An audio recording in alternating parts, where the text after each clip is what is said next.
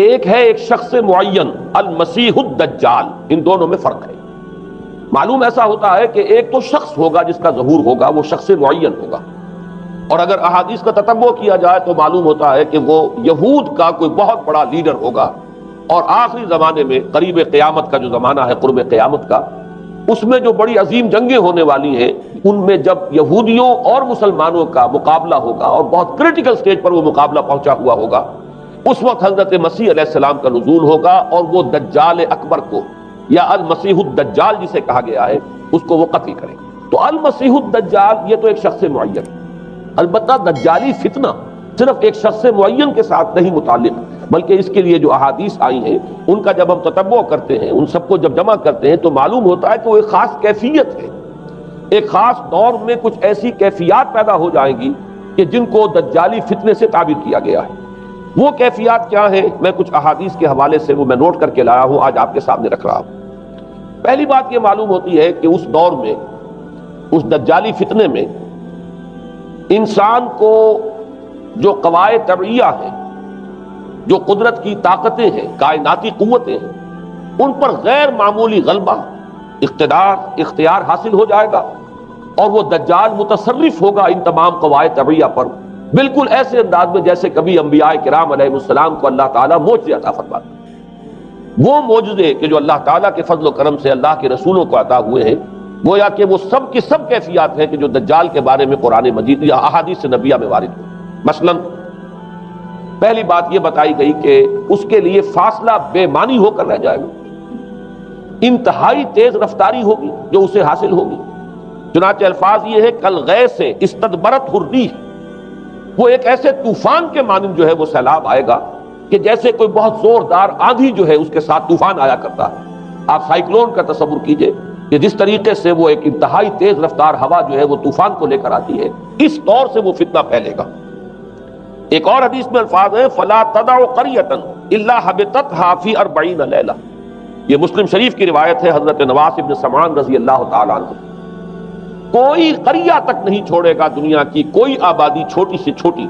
جس میں وہ نہیں پہنچ جائے گا 40 دن کے اندر اندر۔ یہ اس کی تیز رفتاری کا عالم ہوگا، گویا کہ میں تعبیر کر رہا ہوں اسے ان الفاظ سے کہ فاصلہ بے معنی ہو کر رہ جائے۔ اسی کے ضمن میں بعض اور روایات آئی ہیں۔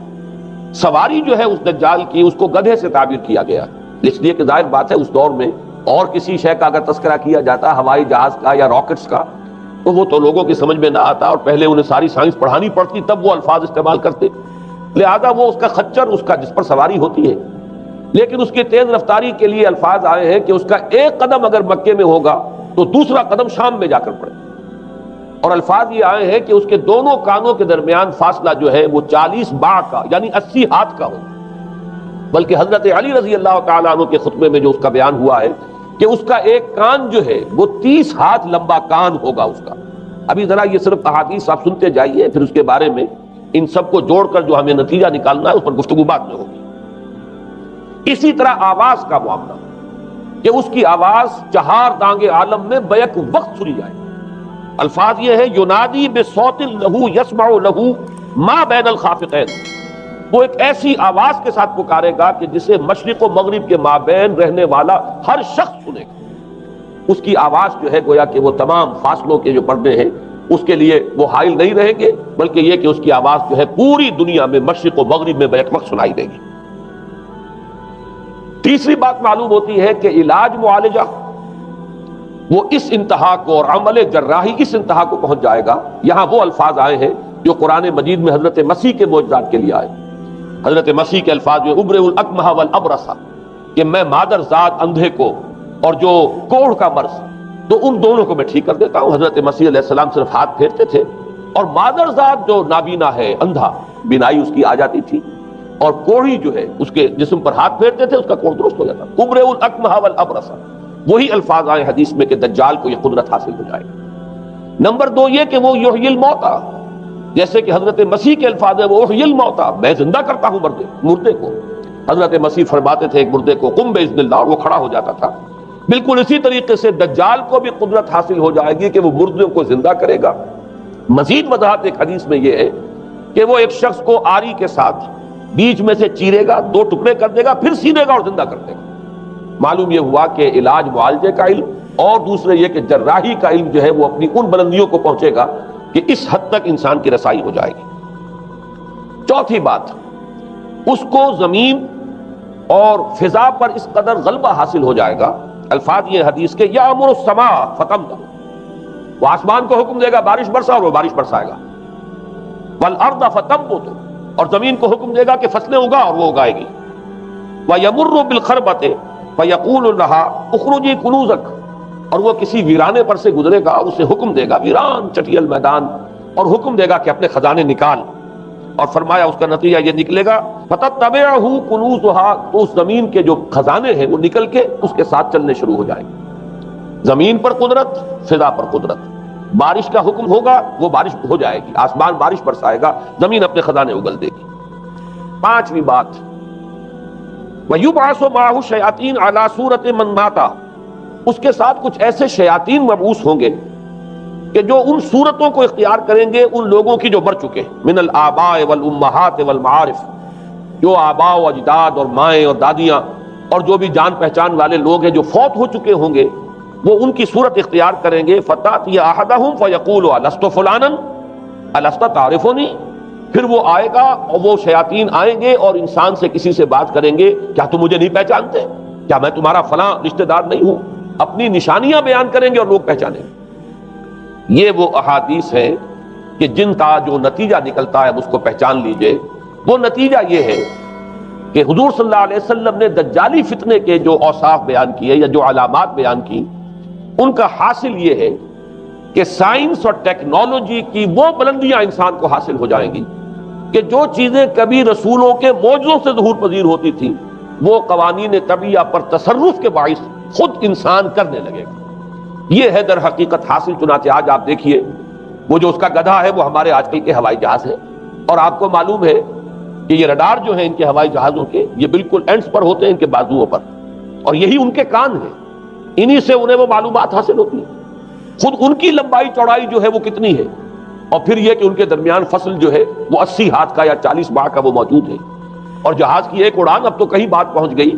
کہ آپ کو معلوم ہے کہ پوری دنیا کے گرد بھی ایک جہاز جو ہے وہ چکر لگا لیتا ہے چند گھنٹوں کے اندر۔ لیکن یہ ہے کہ عام جو رفتار ہے اس میں بھی ایک پڑاؤ سے دوسرے پڑاؤ تک، ایک جگہ سے جس کو ہاپ کرنا کہتے ہیں، یہ بھی کم سے کم 500-700 میل کا عام طور پر سفر جو ہے وہ جہاز طے کر رہا ہے۔ اسی طریقے سے ہماری جو سائنس کی، خاص طور پر جو طبی سائنس ہے، اب اس میں جس طریقے سے کہ زندہ رکھا جاتا ہے انسانوں کو، اور وہ ویجیٹیبل چاہے کہا گیا ہے ان کو ہیومن ویجیٹیبلز، لیکن یہ کہ دل کی دھڑکن بھی چلائے جا رہے ہیں، خوراک بھی پہنچا رہے ہیں، آدمی جو ہے وہ زندہ سال ہر سال تک زندہ پڑا رہتا ہے۔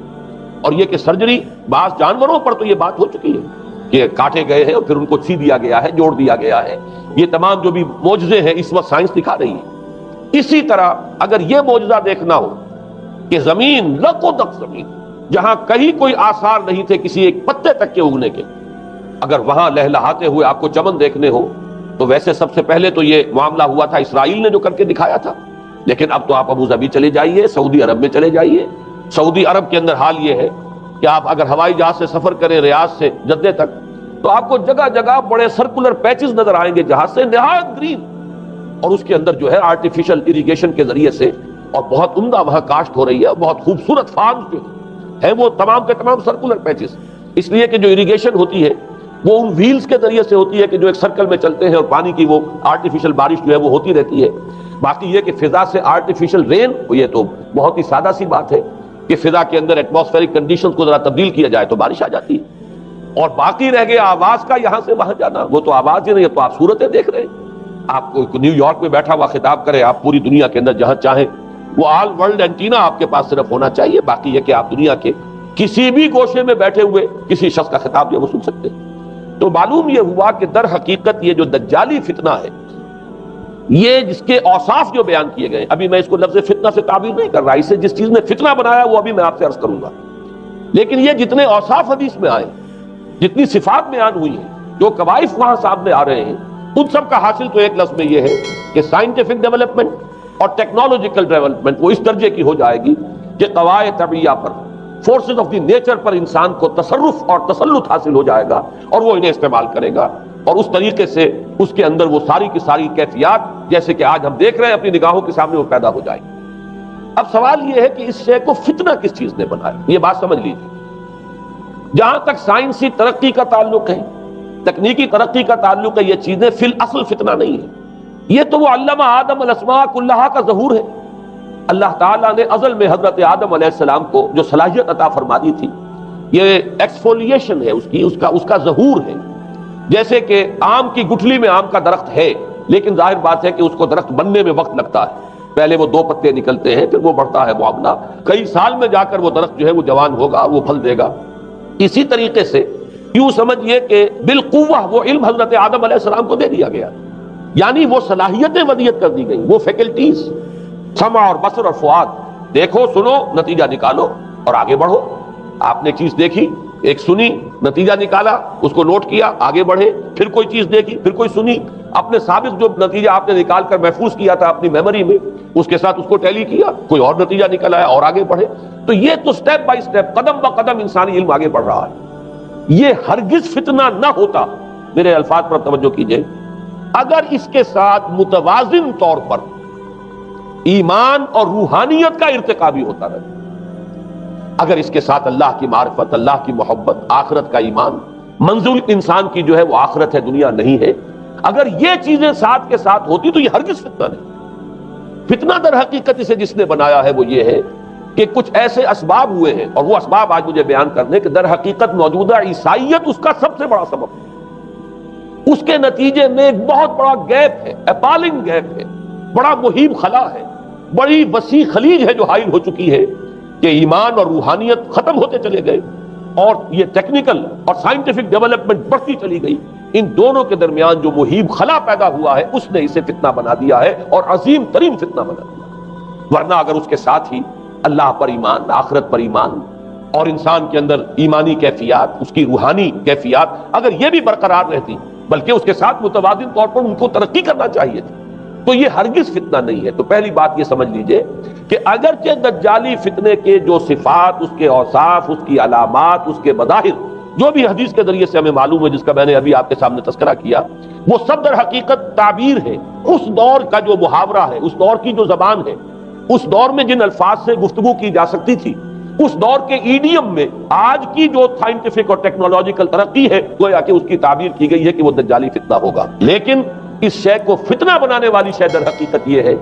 کہ ایک بہت بڑی خلیج حائل ہو چکی ہے ایمان اور روحانیت، اور دوسری طرف سائنٹیفک اور ٹیکنالوجیکل ڈیولپمنٹ میں. ان دونوں کے درمیان اتنا بعد اور فصل پیدا ہو گیا ہے کہ جس کی وجہ سے اس نے فتنے کی شکل اختیار کی.